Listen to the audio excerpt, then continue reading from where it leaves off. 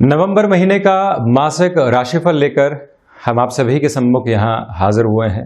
जब ग्रहीय व्यवस्थाएं प्रमुख परिवर्तन की ओर इशारा कर रही हो, जीवन उससे जुड़ने के लिए स्वप्रेरणा दे रहा हो और साथ में ही हमारा कर्म एक अलग स्पंदन के साथ में हो, तो सर्वप्रथम हम ऐसे समय में सबसे पहले ग्रहीय व्यवस्थाओं का अध्ययन करें और उसके बाद प्रत्येक क्षेत्र विशेष के साथ में जुड़ी हुई चर्चाएं रखें, तो एक सार्थकता सामने आ पाती है।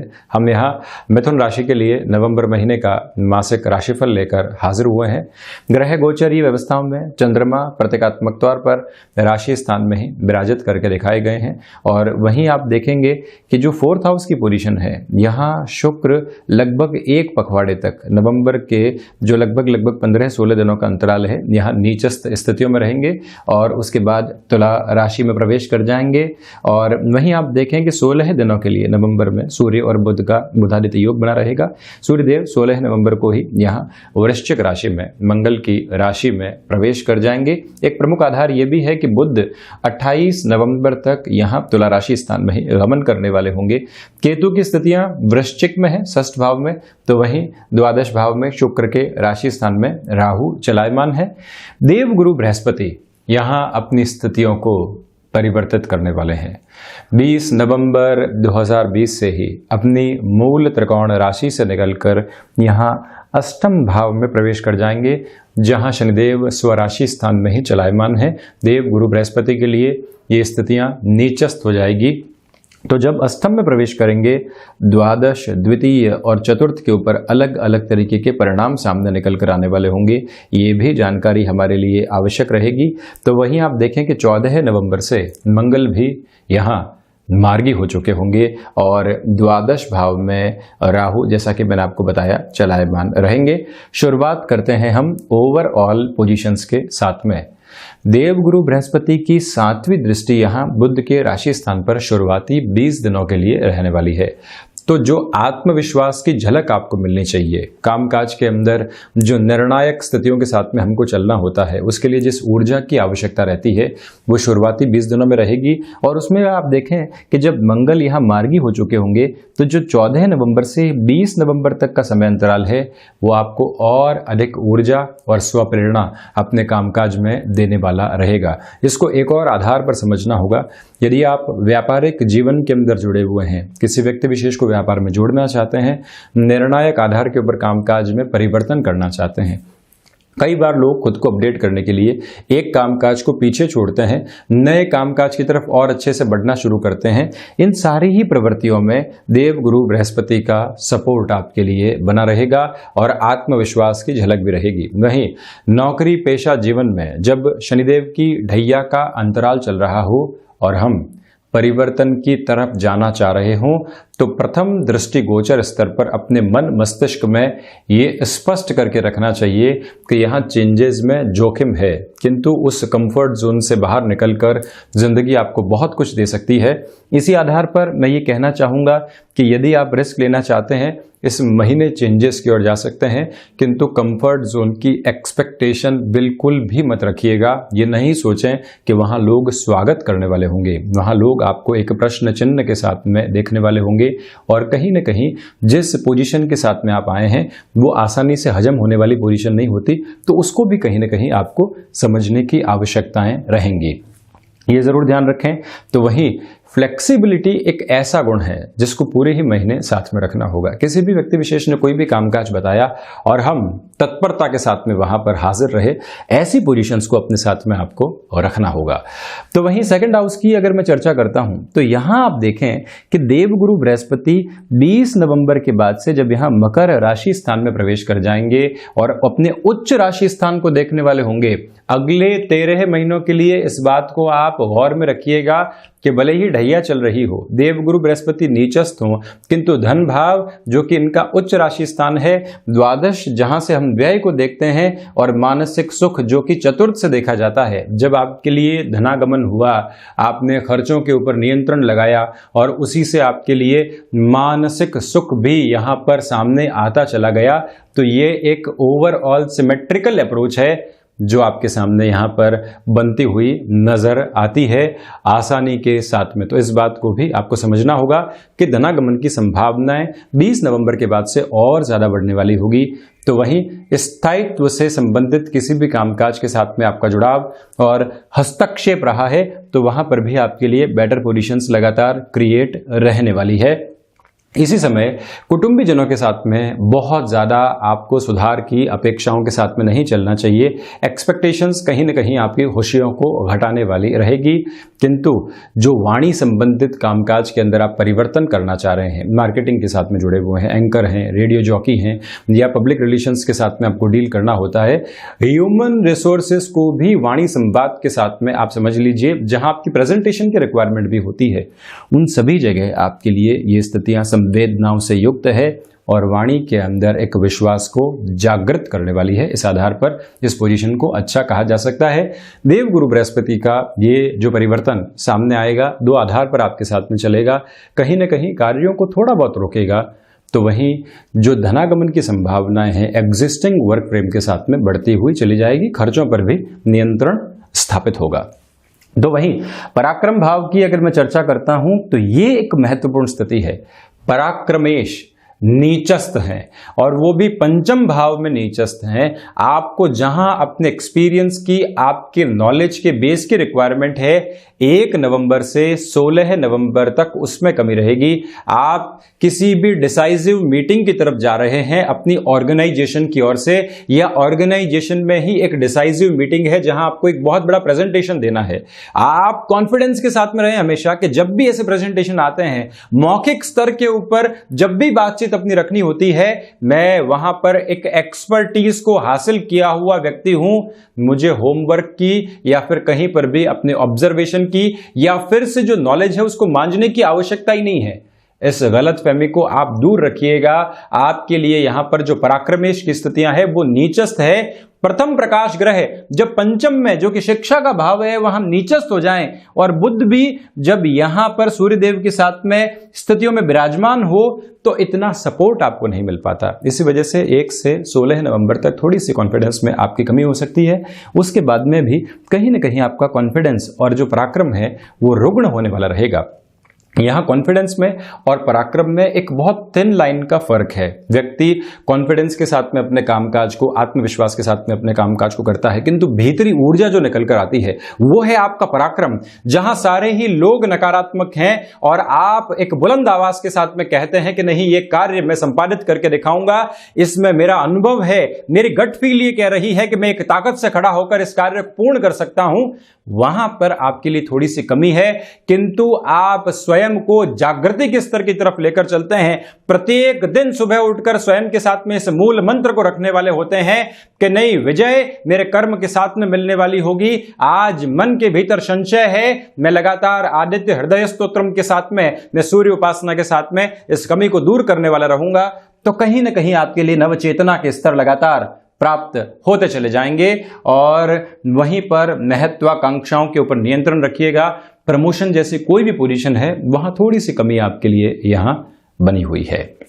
तो वहीं चतुर्थ भाव की मैं चर्चा करूं तो मटीरियलिस्टिक लग्जरी आपको फैसिनेट करने वाली होगी। मुझे इस खर्चे की तरफ जाना है, मुझे ये खर्चा जीवन के भीतर लेकर आना है, मुझे इस स्तर आधार के ऊपर चलना है।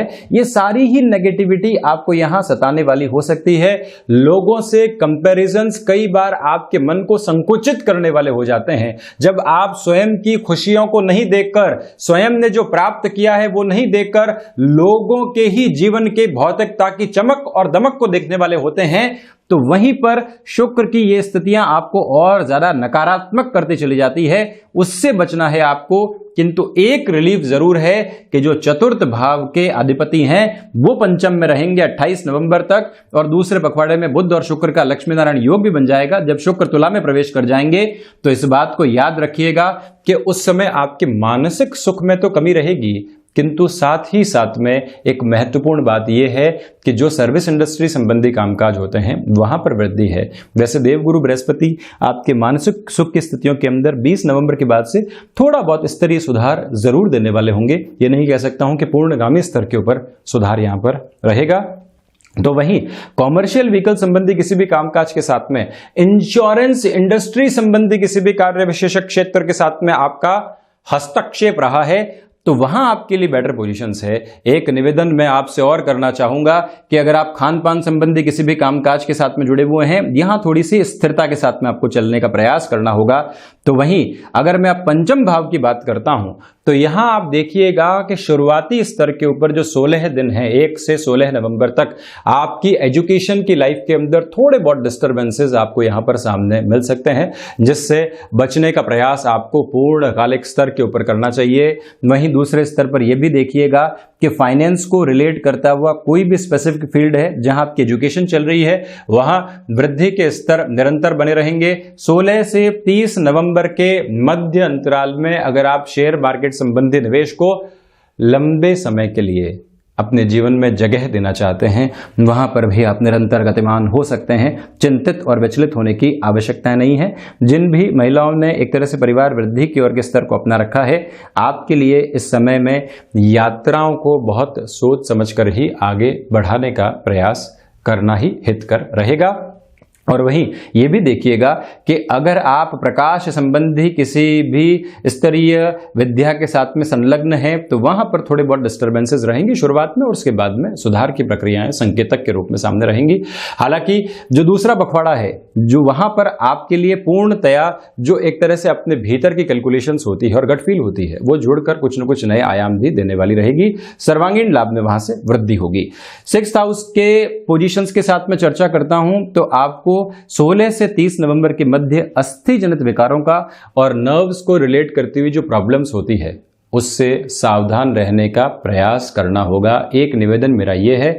दूसरे आधार पर आप ये भी स्पष्ट तौर के ऊपर समझकर चलिएगा कि जो ऋण संबंधी स्थितियां सता रही थी और उसके पीछे की जो वास्तविक स्थितियां हैं वो क्या है। हम किसी व्यक्ति विशेष से घबरा रहे हैं, हम किसी पोजीशन से घबरा रहे हैं, किंतु वो तो हमको रिलीफ देने के लिए तैयार बैठा है। तो सूर्यदेव उस स्थिति का सामना करवाते हैं और उस डर को समाप्त करवाने वाले हो जाते हैं। ये भी एक प्रमुख प्रवृत्ति रहेगी, किंतु रोग से सावधान रहना, शत्रुओं का सामना करना और सामना करने के साथ ही साथ में उनको एक स्पष्ट जवाब देना कि ये स्तर और आधार है, ये भी आपके लिए बहुत ज्यादा यहां पर आवश्यक रहने वाला है। ये भी मैं निवेदन आपसे कर रहा हूं। तो वहीं पर विदेश संबंधी कार्यों में आपके लिए यहां पर एक तीव्रता बन सकती है।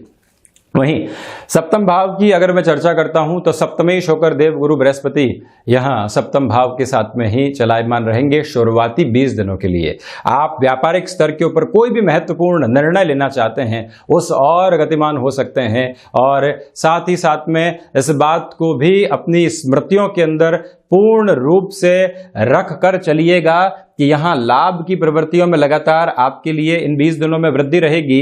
कमिश्निंग संबंधी कोई भी कामकाज हो गया, वहां आप अच्छे से जा सकते हैं। एजुकेशन को रिलेट करती हुई लाइफ होती है, वहां पर भी आपके लिए एक प्रोग्रेसिव अप्रोच लगातार बनी रहने वाली है। इसमें किसी भी तरीके की नेगेटिव अप्रोच दूर दूर तक भी नजर नहीं आती है।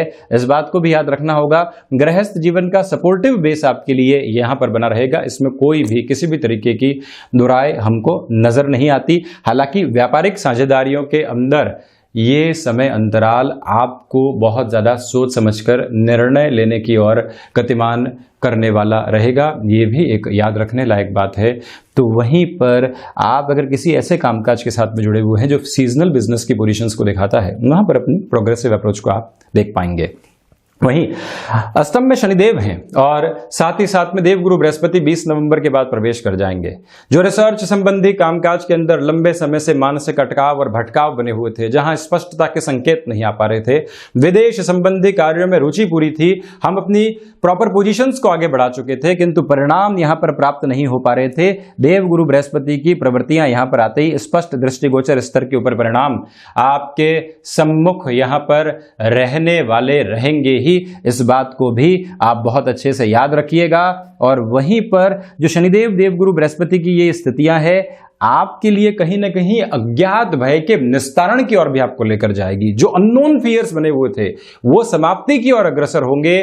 किंतु एक बात जरूर है कि खर्चों के ऊपर नियंत्रण हुआ, रिसर्च संबंधी कामकाज में वृद्धि हुई, किंतु जो मेटल को रिलेट करते हुए और भूगर्भीय व्यवस्थाओं से संबंधित कामकाज होते हैं वहां आपको बहुत ज्यादा जोर आजमाइश करने की रिक्वायरमेंट बनी हुई है। तो वहीं नवम भाव की अगर मैं चर्चा करता हूं तो यहां भाग्येश स्वयं से अष्टम के भीतर है। डैया का अंतराल भी इसी वजह से चल रहा है। भाग्य पर भरोसा करके व्यक्ति अपने जीवन के साथ में कई बार कर्म की स्थितियों को न्यून करता चला जाता है। आपको लग रहा है कि यहां प्रयास सफलता नहीं दे रहे हैं, अथक प्रयास की ओर जाना होगा। आपको लग रहा है कि यहां से हमको परिणाम नहीं प्राप्त हो रहे हैं तो वहां संबंधों की ओर जाना होगा। आपको लग रहा है कि जो भीतर की जागृति की अवस्था है वो सुप्त होती चली जा रही है, तब भी आपको निरंतर तौर पर परिश्रम के साथ में चलने की दरकार है। आध्यात्मिक चिंतन में यहां पर वृद्धि होगी। अनुभव धोखा दे सकते हैं। हायर एजुकेशन के अंदर खुद को बहुत ज्यादा संभाल कर चलने की आवश्यकताएं हैं। तो वहीं दशम भाव में जब मंगल 14 नवंबर के बाद यहां मार्गी होकर चलायमान रहेंगे तो जो एक सबसे प्रमुख तथ्य यहां पर निकल कर आता है, आपकी कर्मशीलता में वृद्धि रहेगी। लोग भले ही नेगेटिव हों लेकिन आप अपनी ऊर्जा के साथ में चल रहे हैं। नौकरी पेशा जीवन में यहां कतई चिंतित होने की आपको आवश्यकताएं नहीं है कि जॉब किस ओर जाने वाली होगी और हम किस डर भय के साथ में चल रहे हैं। सारी ही पोजीशंस को साइडलाइन करके अपने कामकाज के साथ में चलते चले जाना आपके लिए बहुत ज्यादा आवश्यक। और वहीं प्रबंधन संबंधी कामकाज में आपकी रुचि बढ़ती चली जाएगी। और अगर आप इंफॉर्मेशन टेक्नोलॉजी के फील्ड के साथ में जुड़े हुए हैं, चेंजेस की ओर जाना चाहते हैं और वो भी यू टर्न वाला चेंज है, जॉब से बिजनेस की ओर जाने वाली पोजीशन है, बिजनेस से किसी और बिजनेस की ओर जाने वाली है पोजीशन, ऐसे सारे ही स्तर के ऊपर आप निर्णय को सामने रख पाएंगे। किंतु पिता के साथ कामकाज में आपको थोड़ा सा धीमापन बनाकर रखने की रिक्वायरमेंट है। तो वहीं लाभ के अधिपति कर्म के साथ हैं। आपका लाभ पूरे तरीके से कर्म के साथ में जुड़ा हुआ है और वहां पर भी ये ध्यान रखिएगा कि संतान पक्ष को किसी भी कामकाज में संलग्न करना है। ये समय वहां पर भी आपके लिए बेहतरीन प्रवृत्तियों को प्रवृत्त करने वाला रहेगा ही रहेगा। इसमें कोई भी इनकार करने वाली स्थितियां दूर दूर तक भी नहीं है। द्वादश में राहु हैं और राहु की स्थितियां यहां आपको विदेश संबंधी कार्यों में जो भ्रम दे रही थी, 20 नवंबर के बाद से वो भ्रम आपके लिए दूर होते चले जाएंगे। किंतु कोर्ट कचहरी संबंधित मामलात में कहीं न कहीं आपको सावधानी रखने की आवश्यकताएं पूर्णकालिक स्तर के ऊपर बनी हुई है। इस बात को आप स्मृतियों में रखकर स्पष्ट तौर के ऊपर चलिएगा और बाकी कहीं पर भी चिंतित और विचलित आप नहीं हो। तो ये था मिथुन राशि के जातकों के लिए नवंबर 2020 का मासिक राशिफल। आप सभी को दीपोत्सव की अनंत कोटि शुभकामनाएं और हृदय से आभार।